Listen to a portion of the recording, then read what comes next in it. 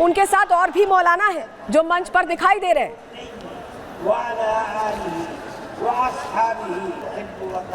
देखिए, दो पार्टीज को सीधे सीधे यहाँ पर धमकी दे दी है। जेडीयू और टीडीपी को ये धमकी दी गई है। जमीयत उलेमाए हिंद का ये जो अभियान है, इसको लेकर इसके जरिए दिल्ली में मुस्लिमों की भीड़ जुटाई गई। हमने आपको तस्वीर भी दिखाई और भीड़ के जरिए सियासी दलों को संदेश देने की कोशिश की गई। मदनी ने जेडीयू और टीडीपी को दबी जुबान में एक तरह से धमकी दे दी है। मुस्लिमों की भावनाओं का ध्यान रखने के लिए यहाँ पर क्लियर कहा गया है, विधेयक से दूर रहने की सलाह दे दी गई, ये कहें या ये कहें कि धमकी दे दी गई। एक तरह से क्लियर इंडिकेशन दिया गया है कि ये जो भीड़ है, अगर आपने नहीं सुनी तो वो खिसक जाएगी। कैसे कह रहे हैं मदनी, एक बार आपको सुनवाते हैं, जरा सुनिए। अपने दो इत्तेहादियों की बैसाखी के ऊपर बीजेपी गवर्नमेंट बैठी है।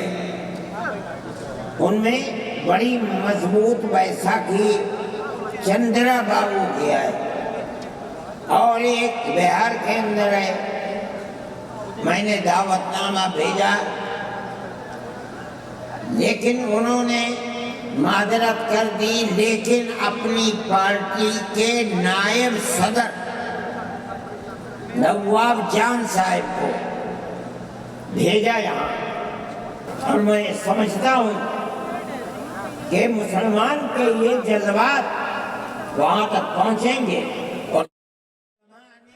तो देखिए, वक्फ की बात कर रहे हैं, लेकिन ऐसा लग रहा है कि पर्सनल एजेंडे को प्रमोट करें। क्यों हम ऐसा कह रहे हैं, आपको बता देते हैं एजेंडा क्या क्या था। पहला, वक्फ बोर्ड संशोधन बिल पर ये बात कर रहे थे, लेकिन संशोधन बिल पर लोगों की सही राय देने की बात नहीं कर रहे थे, अपनी राय दे रहे थे, अपना सुझाव दे रहे थे और उसी को आगे बढ़ाने की बात कर रहे थे। दूसरी बात, मुस्लिम पर्सनल लॉ में दखल ना हो, इसकी बात वो कर रहे थे। मुस्लिम पर्सनल लॉ की यहाँ कोई चर्चा ही नहीं है, आखिर इसको क्यों ला रहे हैं, वक्फ के साथ क्यों जोड़ रहे हैं, ये अपने आप में सवाल था। तीसरा ये कि संविधान को खत्म करने की साजिश इसे बता रहे हैं। कोई चीज अगर पारदर्शिता लाने के लिए लाई जा रही तो संविधान को खत्म करने की साजिश कैसे हो सकती है, ये अपने आप में सवाल है। चौथी बात यह कि उन्होंने कहा पैगंबर साहब की शान में गुस्ताखी है, जबकि पैगंबर साहब का तो कहीं जिक्र ही नहीं है, उनका तो कहीं यहाँ पर कोई मतलब ही नहीं है। पांचवी बात क्या थी कि देश में बढ़ती धार्मिक कट्टरता को वो इसके जरिए साधने की कोशिश कर रहे थे। कह रहे थे कि धार्मिक कट्टरता बढ़ रही है, लेकिन आप सोचिए कि अगर चीज़ों को सही दिशा में ले जाया जा रहा है, साफ गोई से किया जा रहा है, अगर आप अचानक से उठकर ये बोलने लग जाएं कि ये प्रॉपर्टी आपकी है और उसको कोई प्रश्न न कर पाए, वो ठीक है, या आपके पास ये ऑप्शन हो कि आप कोर्ट जाके कम से कम अपनी प्रॉपर्टी वापस ले पाएं, तो ये अपने आप में सवाल है। छठी बात ये थी कि अराजकता और सांप्रदायिकता फैलाने की बात वो कर रहे हैं, लेकिन मंच से तो ऐसा ये लगा कि ये खुद ही सांप्रदायिकता फैलाने की कोशिश कर रहे हैं और बार बार ये कहना कि संविधान खतरे में आ जाएगा, पर्सनल लॉ बोर्ड की बात करने लगा। वक्त से कैसे ये जुड़ा है, ये अपने आप में प्रश्न बना हुआ है। इसीलिए कहा जा रहा है कि भड़कावे के जरिए ये लोगों को कहीं ना कहीं घुमाने की कोशिश कर रहे हैं। रिपोर्ट आपको दिखाते हैं।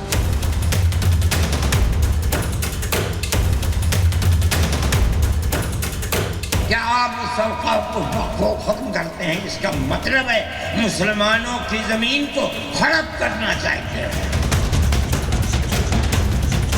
केंद्र सरकार वक्फ बोर्ड की दबंगई पर रोक लगाने और वक्फ बोर्ड अधिनियम की धारा 40 की बेहिसाब ताकतों को कम करने के लिए वक्फ संशोधन बिल लाई, जो वक्फ बोर्ड में बैठे एक ही धर्म के लोगों और मौलानाओं को रास नहीं आया।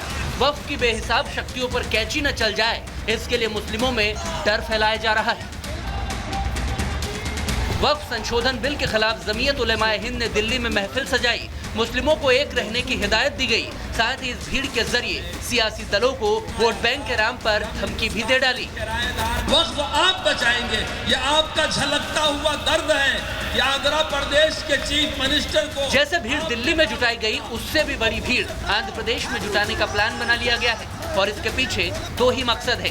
पहला, मुस्लिमों के डर का फायदा उठाना और दूसरा, एनडीए में शामिल घटक दलों को डराना। मजहब के मुकद्दस शख्सियतों को बुरा भला कहा जाएगा, हुकूमत उस पर कोई कार्रवाई नहीं करेगी बल्कि पीछे से उसकी पीठ ठोकेगी, तो आप सोचिए कि दुनिया के दूसरे मुल्कों में हमारे मुल्क का चेहरा कितना दागदार हो। इसलिए हम सिर्फ एक अपने दीन से मोहब्बत रखने वाले मुसलमान ही की हैसियत से नहीं, बल्कि इस मुल्क से मोहब्बत रखने वाले एक भारतीय शहरी के हैसियत से भी मुतालबा करते हैं कि हुकूमत को इस सिलसिले में सख्त कदम उठाना चाहिए।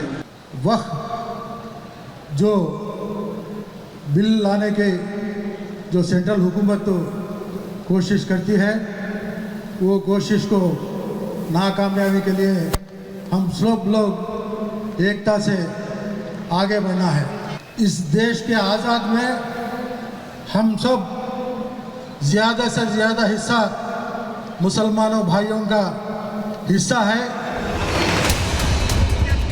ये बयान बता रहे हैं कि धर्म के ठेकेदार अब डर के सहारे अपनी सालों पुरानी गद्दी को बचाने में जुट गए हैं। वक्फ संशोधन बिल को लेकर मौलाना ही झूठा नैरेटिव नहीं गढ़ रहे हैं, बल्कि इन मौलानाओं को तुष्टीकरण की राजनीति करने वाले दलों का खुला समर्थन है। वक्फ का पूरा एक साजिश के तहत बिल लाया गया था और एक साजिश के तहत ही उसको जेपीसी में भेजा गया है। जेपीसी के अंदर क्या हो रहा है रोज़ आप देख रहे हैं, सरफटअव्वल हो रहा है वहाँ पर, और जो उनका कोई ताल्लुक़ वक्फ से नहीं है उन लोगों को बुला करके उनकी जो राय ली जा रही है। लोग तो अपनी राय दे चुके हैं, 6 करोड़ लोगों ने इस बिल के ख़िलाफ़ बाकायदा राय जेपीसी को भिजवाई है। क्या इससे बड़ी राय किसी और की हो सकती है क्या? लेकिन सरकार तो ये बाकायदा ऐलान कर रही है कि हम ये वक्फ बिल ला करके छोड़ेंगे। हम भी देखते हैं कि ये बिल कैसे आता है। लोकतंत्र में हर व्यक्ति को अपनी मांग रखने का और मांग के समर्थन में लोगों से अपील करने का जो है वो अधिकार है। जमीयत उलेमाए हिंद की बैठक के एजेंडे काफी हद तक इंडी गठबंधन के सियासी एजेंडे से प्रभावित नजर आए।